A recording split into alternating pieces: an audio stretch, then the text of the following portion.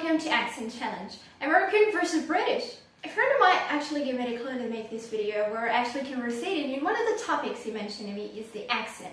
I was actually wondering if how can I be that fluent in English and in French without even taking any pronunciation courses?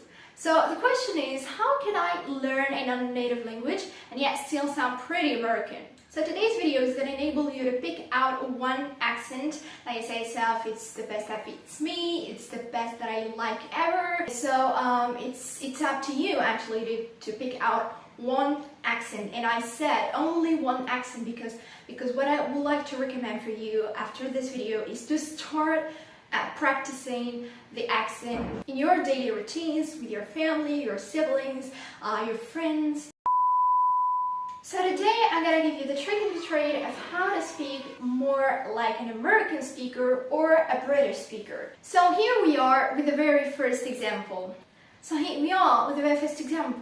see the difference? American is pretty common sharp accent, however British is pretty common fancy. So the trick that I wanted to tell you about it is that if you intend to be more like an American speaker, then you have to sharpen as well as you can the letter R and the letter A. And in order to make this, you have to keep your mouth narrow and try to mimic words by the top of your mouth, like the very first part of it.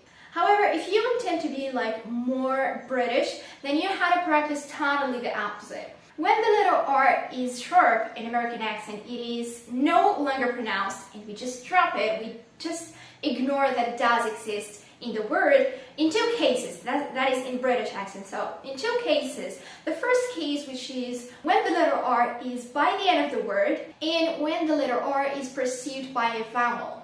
As for the letter A, it is always a fancy letter in British accent. Same thing for the rest of the vowels, they're always fancy letters. So instead of saying, how are you? How are you?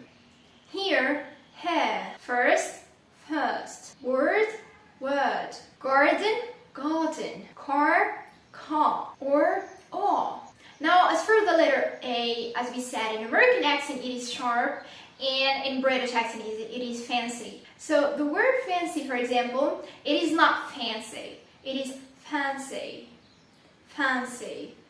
But in American, we intend to sharpen it, like fancy, you see? Fancy. So instead of saying exam, it is exam. Maybe. Another thing that I would like to recommend for you is that try to emphasize the T letter in British accent and drop it in American accent. And in some cases, replace it with D letter, okay? So instead of saying better, it's better. Letter, little. Letter, letter.